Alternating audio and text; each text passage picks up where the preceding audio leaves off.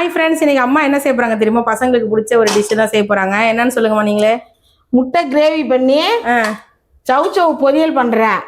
ஏதாவது ஒரு காய் சாப்பிடணுங்கிறதுக்காக அதை பொரியல் பண்றேன். பசங்களுக்கு அது பிடிக்காது, அவனுங்களுக்கு. இது வந்து வெவிச்செல்லாம் வச்சுட்டேன். சரி சரி. வேணா அப்பளம் வறுத்து கொடுப்போம். அதுக்கு முட்டை கிரேவிக்கு அப்பளமும் சூப்பரா இருக்கும். இப்போ தாளிச்சிடுவோமா?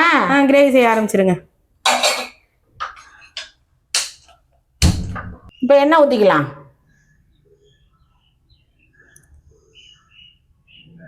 கொஞ்சம் கூட தான் எண்ணெய் ஊற்றணும் இதுக்கு கிரேவிக்கு. கிராம்பு 3, பட்டை 2, கல்பாசி கொஞ்சம் இதை போட்டுக்குவோம்.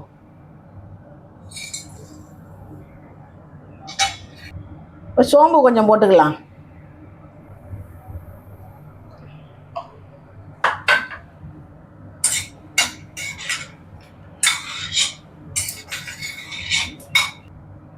பெரிய வெங்காயம் பொடியாக கொஞ்சம் அரிஞ்சு வச்சுருக்கேன். ஒரு 4 வெங்காயம் இருக்கும், அதையும் போட்டுக்கலாம்.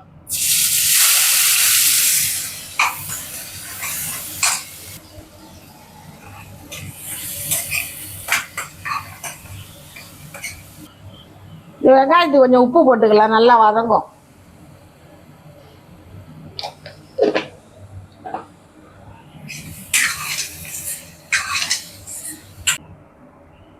இப்போ கொஞ்சம் ஜீரகத்தூள் போட்டுக்கலாம்.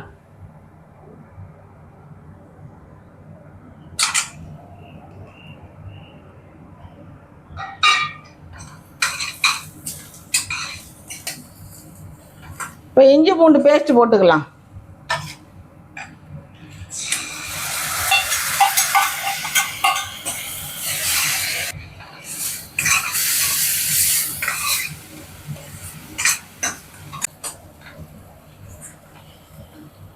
இப்போ இஞ்சி பூண்டு வதங்கிருச்சு. இப்போ தக்காளி போட்டுக்கலாம். நல்லா பொடியாக அரிஞ்சிக்குங்க தக்காளியை. வெங்காயமும் கொஞ்சம் கூட போட்டால் தான் நல்லாயிருக்கும்.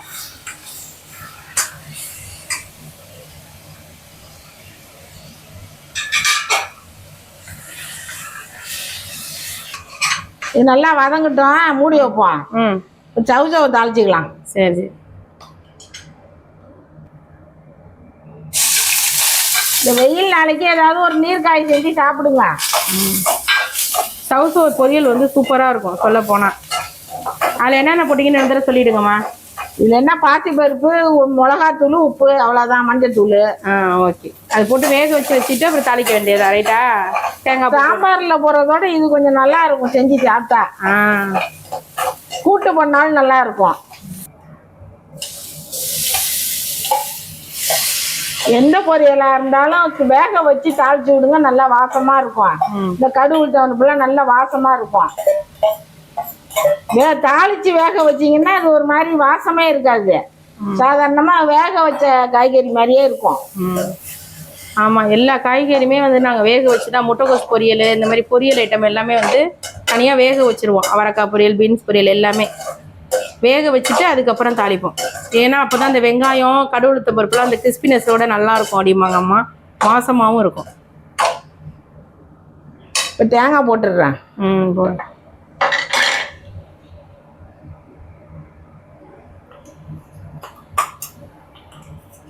இப்போ எல்லாம் திருவி போடுவாங்க. இப்போ எல்லாம் மிக்சிலே பிளெண்ட் பண்ணி போட வேண்டியதாக இருக்குது. உட்காந்து வேலை செய்ய முடிய மாட்டேங்குது.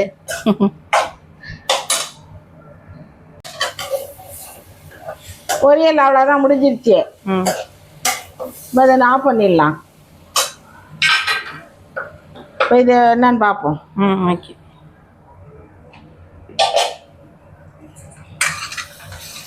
இது ரெடி ஆகிடுச்சு. இப்போ இதுக்கு மிளகாத்தூள், மஞ்சத்தூள்லாம் போட்டுடலாம்.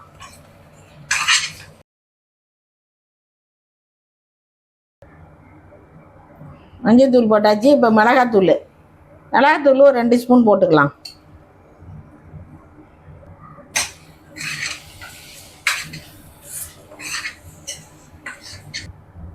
மிளகுத்தூள் 1 ஸ்பூன் போட்டுக்கலாம்.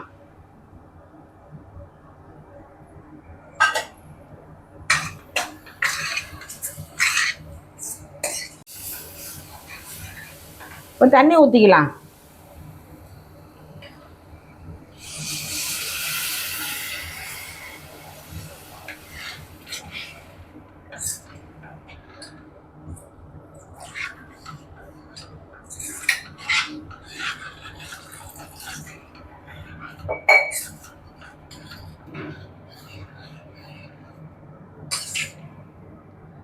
இது தொக்கு மாதிரி ஆகட்டும், அப்புறம் முட்டையை போடலாம்.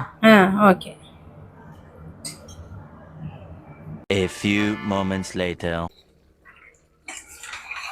இப்போ தொக்கு மாதிரி ஆயிடுச்சு, முட்டையை போட்டுடலாம். ஆ ஓகே ஓகே. முட்டையெல்லாம் கட் பண்ணி போடணும், அப்போ தான் அந்த உரப்பு சரப்புலாம் ஏறும்.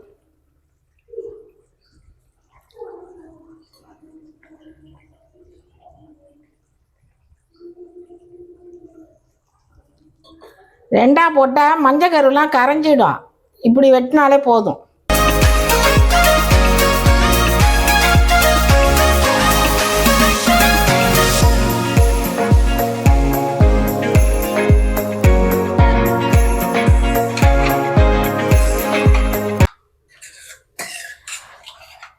ஒரு 5 நிமிஷம் கொதிச்சா போதும். நல்லா இந்த உரப்புலாம் முட்டையில் ஏறி நல்லா இருக்கும். 5 minutes later. 5 நிமிஷம் ஆயிடுச்சு. முட்டை கிரேவி ரெடி ஆயிடுச்சு.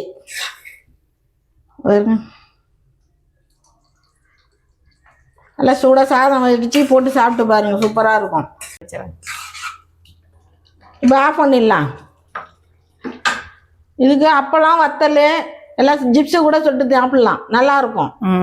இது மாதிரி செஞ்சு பார்த்துட்டு எப்படி இருந்துச்சுன்னு கமெண்ட்டில் சொல்லுங்கள். ஓகேம்மா ஓகேம்மா.